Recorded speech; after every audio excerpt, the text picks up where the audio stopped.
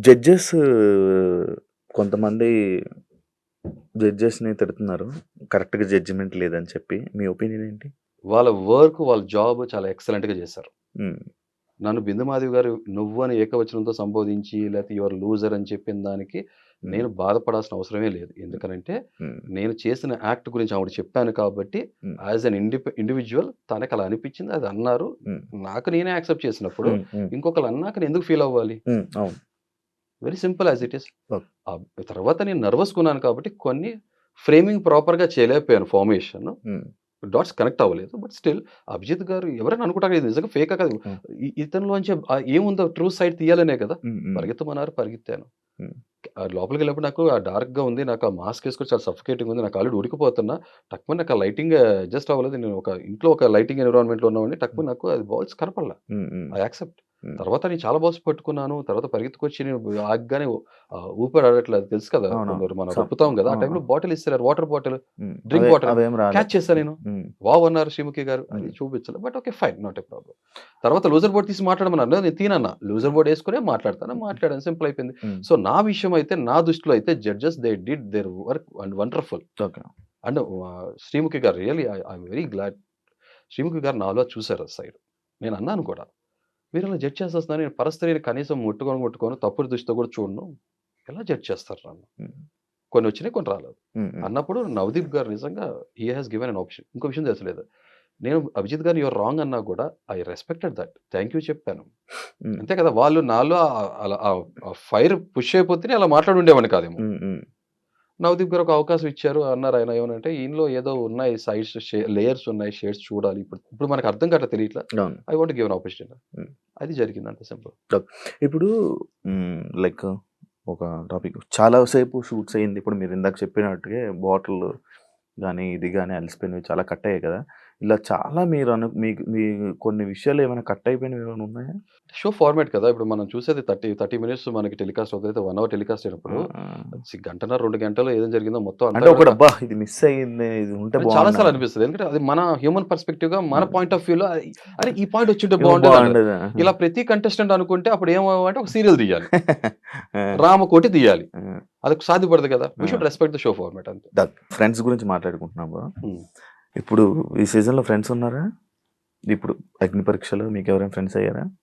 ఇదో క్వెషన్ కూడా అడిగారు నన్ను. హ్మ్. ఫ్రెండ్‌షిప్ చెయ్యరా? హ్మ్. బయట అవును. ఫ్రెండ్స్ ఉన్నారా? అవును. అడిగారు. అవును. నాకు చాలా లిమిటెడ్‌గా ఉన్నారు. నేను అది క్లియర్ చెప్తాను శివ. హ్మ్. నేను మనసుతో ఆలోచిస్తా. హ్మ్. ఏ ఫ్రెండ్ అయినా కూడా నేను నాకు ఆ ఫ్రెండ్ కులానికి, మతానికి, హ్మ్. ప్రాంతానికి విపరీతంగా ఉంటేనే, విరుద్ధంగా ఉంటేనే నాకు నచ్చుతాడు. ఓకే. ఈ పారామీటర్స్ మీద ఏమైనా మాట్లాడితే నాకు నచ్చవు. హ్మ్. తర్వాత నేను మనస్ఫూర్తిగా లోపలికి డీప్‌గా ఎళ్తేనే అదే ఫ్రెండ్ అనుకుంటాను నేను నిజంగా హ్మ్. యాక్చువల్‌గా. హ్మ్. బయట హాయ్, బాయ్ అనే చాలా మంది ఫ్రెండ్స్ ఉంటారు. హ్మ్. నా డెఫినిషన్ వేరు. ఒక ట్రూ ఫ్రెండ్ అనే అతను కొన్ని క్వాలిటీస్ ఉండాలి. ఈ సెట్ ఆఫ్ క్వాలిటీస్ ఉండాలనుకుంటా. హ్మ్. ఒకటే చెప్తున్నా. గులకరాలు, కంకరాలు అన్ని చోట్ల దొరుకుతాయి. హ్మ్. అబండెంట్‌గా దొరుకుతాయి. Diamonds are rare. Hmm. True friend is very rare. అవును. సింపుల్. అదే. సో, నాకు ఇదంతా ఫ్రెండ్స్ చాలా తక్కువ లిమిటెడ్ పీపుల్. హ్మ్. ఒకటి చెప్పండి my parents are my best friends. My wife is best friend. Hmm. నాకు సెట్ ఆఫ్ పీపుల్ కొంతమంది ఫ్రెండ్స్ ఉన్నారు. లిమిటెడ్‌గా ఉన్నారు. ఓకే. షోలో నన్ను అడిగారు. హ్మ్. నేను ఐ వాస్ వెరీ క్లియర్. నేను ఒకటే మాట చెప్తా. హ్మ్. షోలోకి ఎళ్ళేది ఫ్రెండ్‌షిప్ చేయటానికా? హ్మ్. కాదు. హ్మ్. బట్ ఆర్గానిక్ అవుతే ఓకే ఫైన్. బట్ అక్కడ అహా! ఆర్గానిక్ ఆర్గానిక్ అయినా ఏదైనా ఫ్రెండ్‌షిప్పేగా. నేను అదే చెప్తున్నాను. అది ఆ! చెప్పాక నాకు ఫ్రెండ్ అనేది నాకు ఆ! క్లోజ్ ఫ్రెండ్, డీప్ ఫ్రెండ్ అది కాదు. నాకు తెలుసు కదా! నాకు మనసుకి హత్తుకోవాలి అంటే అంతే. ఇప్పుడు మీ జీవితంలో ఒక మనిషితో 24/7 100 డేస్ ఎప్పుడు జర్నీ చేసి ఉండరుగా. కరెక్ట్. ఇక్కడ చేయబోతున్నారు. ఏ కరెక్ట్. పర్సన్ తోటి మీ బెస్ట్ ఫ్రెండ్ అయినా, మీ డైమండ్ ఫ్రెండ్ అయినా చేయరు. చేయరు. కరెక్ట్. కానీ ఇక్కడ చేస్తారు. చేయాల్సొస్తది. చేయాల్సొస్తది. ఆ పరిస్థితి అది. ఆ అవును. ఆ పరిస్థితొస్తది. ఎన్విరాన్మెంట్ అంటే అలా ఇంకా ఉంటది. ఎక్కువ కనెక్ట్ అయ్యే ఫ్రెండ్స్ అవుతారు కదా! ఛాన్సెస్ ఉంటాయి హ్మ్. డెఫినిట్‌గా. ఎందుకంటే హ్మ్. ఆబ్వియస్‌గా నేను అన్ని రోజులు ఒకేలాగా ఏదో అగ్ని జమదగ్నిలా కూర్చోలేను. ఆ! ఆ! ఆ! నాలో ఇంకో వేరే షేడ్స్ కూడా ఉంటాయి కదా! ఆ! నాలో ఉన్న హ్యూమర్ యాంగిల్ హ్మ్. ఐ యూజ్డ్ టు హ్మ్. హ్యూమర్ ఆర్ థార్ హ్యామర్ హ్మ్. 2 ఉంటాయి. 2 సో, కాబట్టి ఆబ్వియస్‌గా అక్కడెళ్ళినప్పుడు ఆర్గానిక్‌గా మాట్లాడాలి, ఇంటరాక్ట్ అవ్వాలి. అదే కొంచెం నాకు భయం ఏంటంటే ఇక్కడ హ్మ్. మనం కొన్ని మాట్లాడితే దీన్ని మనకి అగైనిస్ట్‌గా వాడతారు. ఆ! అర్థం కాలా? It happened. అగ్ని పరీక్షలో ఇది జరిగింది. హ్మ్. నేను ఐసోలేట్ అయిపోయి ఒక్కడినే ఉండటం ఇష్టపడతాను. I was very focused, targeted on my hmm. Journey and my goal. Hmm. Okay. షోలోకొచ్చిన తర్వాత కెమెరా ముందుకొచ్చినప్పుడు you give the task what I am, my calibre, my potentiality ఎంత వరకు ఉందో అది ప్రూవ్ చేసుకుంటాం. హ్మ్. ఇంకొకటేంటే నేను నేను కొంచెం క్లోజ్ అవుతే ఆటోమేటిక్‌గా ఏమవుతదంటే నేను కొంచెం ఎమోషనల్ పర్సన్ని. నేను ఎంత కోపం ఉందో నాలో ఎమోషనల్ సైడ్ కూడా ఉంటుంది. ఆటోమేటిక్ క్లోజ్ అయినప్పుడు ఏమవుతుందంటే నాకు ఒక ఫిల్టర్ బ్యారియర్ వచ్చేస్తుంది. ఆ మనిషిని గట్టిగా అనలేను. తర్వాత రెండోది ఇప్పుడు మీరు నేను ఒక వ్యూవర్గా నేను చూసినప్పుడు సీజన్గా లేదా నా పర్సనాలిటీ ఫస్ట్ నుంచి ఇంతే. నేనేం కోరుకునేవానంటే సోలో ప్లేయర్ ఇండిపెండెంట్గా ఇండివిజువల్గా వెళ్ళి ఆడేవాడిని నేను అప్రిషియేట్ చేస్తా.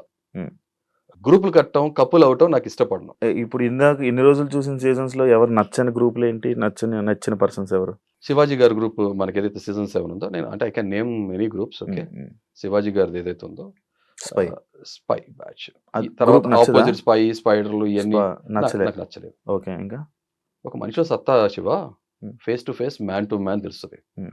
గ్రూప్ కట్టి ఆడిన తర్వాత నేను పులి వేటాడే వేటని అప్రిషియేట్ చేస్తా.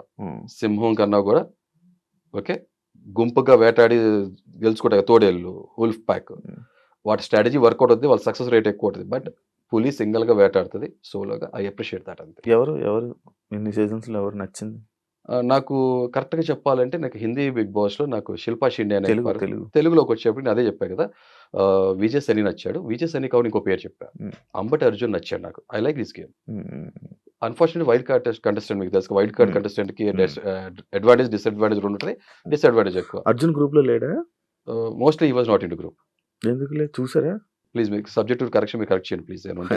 ఉన్నాడు కదా నాకు ఎవరు గ్రూప్ తో కనబడ్డాడు నాకు అర్జున్, నాకు ఎందుకు సోలో ప్లేయర్ అని కనబడ్డాడు నాకు. ఎస్. సో ఇంకొక విషయం ఇక్కడ చాలా క్లియర్ గా డీటెయిల్ చెప్తా. ఇప్పుడు ఫ్రెండ్ కి ట్రోఫీ ఇవ్వం కదా, ఫ్రెండ్ కి ట్రోఫీ ఇచ్చేటంటే నువ్వు నీ ఫ్రెండ్ గెలిపించడం కోసం వెళ్తున్నావు. వెళ్ళినప్పుడు నీ ఫ్రెండ్ యొక్క ట్రూ పొటెన్షియాలిటీ జనం తెలియట్లా, అంతే కదా. మీ ఫ్రెండ్ పరితం ఉన్న టాస్క్ కాలు నొప్పి ఉంది, నువ్వు భుజం వేసుకుని పరిగెత్తేస్తావు. నీ ఫ్రెండ్ పొటెన్షియాలిటీ లేదు కదా అక్కడ. Who's the winner here? It's an unfair advantage to you and it's not an ethical practice to other contestant కదా. అన్నప్పుడు నీ ఫ్రెండ్ గెలిపించాలన్నప్పుడు నువ్వు కాము ఇంట్లో ఉండు, ఇంకొక ట్రూ డిజర్వింగ్ కంటెస్టెంట్ వస్తాడు షోలోకి, అంతే. యాక్చువల్లీ బిగ్ బాస్ లోనే కొన్ని టాస్క్లు ఉంటాయి. మేము వెళ్ళే దాంట్లో ఒక టాస్క్ ఉంది, కెప్టెన్సీ కంటెంటర్లు అయిపోయారు. ఓకే, నీ టాస్క్ ఇప్పుడు వేరే వాళ్ళు ఆడాలి, సెలెక్ట్ చేసుకోవాలి ఆ పర్సన్ అని అంటారు. ఇప్పుడు ఆ టాస్క్ ఆడాలి, ఏం చేస్తారు మీరు? అది చెప్తా. ఫ్రెండ్షిప్ వేరు, టీం వర్క్ వేరు. ఆ టీం వర్క్ కాదు ఇది. ఇక్కడ నీది నీ గేమ్ ఇంకొకరు ఆడాలి, ఆడితేనే నువ్వు కెప్టెన్ అవుతావు. ఒక పొటెన్షియల్ పర్సన్ నన్ను రిప్లేస్ చేసి నాలాగా ఆడగలగడు అన్న ఒక కంటెస్టెంట్ నాకు ఒక ఒపీనియన్ క్రియేట్ అవుతుంది. అక్కడికి వెళ్ళినాక మనకు అర్థమవుతుంది కదా, అతనికి చాయిస్ ఇస్తా. మరి అది ఫ్రెండే కదా ఆడేది? ఫ్రెండ్ కాదు, చాలా తప్పు. అది చెప్తాను ఇక్కడ. ఇప్పుడు నేను ఒక క్రికెట్ ప్లేయర్ గా, నేను ఒక టీమ్ లీడర్ గా ఉండేవాడిని. ఓకే, నేను కెప్టెన్ కాలేజ్ లో. ఓకే, ఇప్పుడు నేను నాకు టీమ్ కెప్టెన్ గా ఉన్నప్పుడు నేను ఏం చేసామనంటే ఎదురుగుండా టీము ఎలా ఉంటుందో దాని ఒక ఐడియా వస్తుంది కదా, దాంట్లో బౌలింగ్ స్ట్రెంత్ ఎలా ఉంది, బ్యాటింగ్ స్ట్రెంత్ ఎలా ఉంది, ఆ సిచ్యువేషన్ తగ్గట్టు ఏం చేసామంటే ఈ టీమ్ మెంబర్స్ ఉందా నా ఫ్రెండ్స్ కాదు, these are best players what I picked up. ఆ సిచ్యువేషన్ తగ్గట్టు స్ట్రాటజీ వేసి, అరే నా ప్లేస్ లో నేను ఒక ఓపెనర్, ఓకే ఇతను ఫేస్ బౌలర్ వస్తున్నాడు అనుకో, నేను ఓపెనింగ్ తీసుకుంటా స్టాండ్. ఇతను యార్కర్ వేస్తా, లేకపోతే ఓవర్ ద వికెట్ వేస్తా, లేకపోతే అరౌండ్ ద వికెట్ వేస్తాడు, నాకు ఈ స్ట్రెంత్ ఉంది, నేను ఈ బౌలర్ ని హ్యాండిల్ చేయగలిగినప్పుడు నేను వెళ్తా.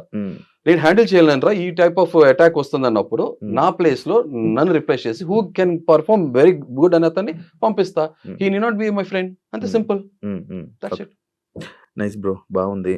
కోపిష్టి మనిషి అని మీరే అన్నారు కదా, అంటే కోపిష్టి అంటే ఇప్పుడు ఉదాహరణకి మీరు టక్మని ఎక్కడన్నా ఉమ్మూసేశారు, నా పిచ్చి కోపం వచ్చేస్తుంది.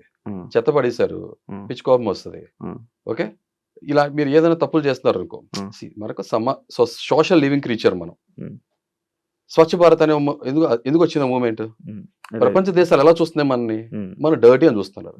నువ్వు ఒక భారతీయుడు అయి ఉండి, మనం ఒక భారతీయుడు అయి ఉన్నప్పుడు మనకి నైతిక బాధ్యత ఏంటంటే సమాజంలో ఎలా బతకాలనేది ఒక కొన్ని మన కట్టుబాట్లు ఉండాలి. అవి లేకుండా ఇష్టం వచ్చిన బతుకుతా, నేను అన్అకౌంటబుల్ బతుకుతా అంటే కుదరదు నా దృష్టిలో. అయితే కోపం వస్తుంది. నీ లైఫ్ నువ్వు బతకడానికి నీకు రైట్ ఉంది, you have all the rights. కానీ పక్కన లైఫ్ ని ఎఫెక్ట్ చేసే రైట్ మనకి లేదు. చాలా సింపుల్. అలా ఏం జరిగినా సరే కోపం వస్తుంది. అంటే వెళ్ళేవాడు ప్రతి ఒక్కరు కొడితే నేను ఎర్రగడ్డలో ఉంటా, అలా చేయకూడదు. ఎలా ఉండాలంటే, ఉదాహరణ మీరు ఉన్నారు శివ, పొరపాటు ఎవడొచ్చి మనం గుద్దేసి వెళ్ళిపోయాడు, వెంటనే పట్టుకుని కొడతా. కొట్టాలా వద్దా? మీరు వెళ్తున్నారు, వచ్చేసి ఎవడో ఎల్ భాష యూజ్ చేశాడు, కొడతామా లేకపోతే వద్దు బ్రదర్ చెప్తామా? చెప్పం కదా. కానీ అంటారు కదా, ఫస్ట్ కొట్టడం తప్పు, ఫస్ట్ కొట్టకూడదు. ఆబ్వియస్ గా సొసైటీ అలా చెప్తుంది, అది చెప్పట్లా. ఆ కోపం ఒక వెనక ఉన్న కారణం బలమైందైతే కొట్టచ్చు అంటారా? జస్టిఫైబుల్ అంటే అది చెప్తున్నాను కదా. ఎదుటి మనిషి గౌరవం అనేది తన చేతుల్లో ఉంటది, తను ప్రవర్తించే విధానంలో ఉంటది. చాలా సింపుల్ లాజిక్, అంతే. And for more videos, please subscribe to iDream. Please subscribe to iDream. Please subscribe iDream. And please subscribe to iDream. For more videos, subscribe to iDream. Please like, share, and subscribe to the channel. Congratulations, iDream.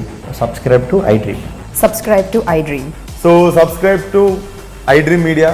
iDream की iDream team अंदर की huge congratulations. Please subscribe iDream Media. Please subscribe to iDream. Subscribe iDream. Please subscribe to iDream. I dream అంటే నా కళల channel subscribe చేసుకున్న నోరు తిరుగుతలేదు మీరైతే గంట గుర్తు కొట్టండి. For more such videos, please subscribe to iDream.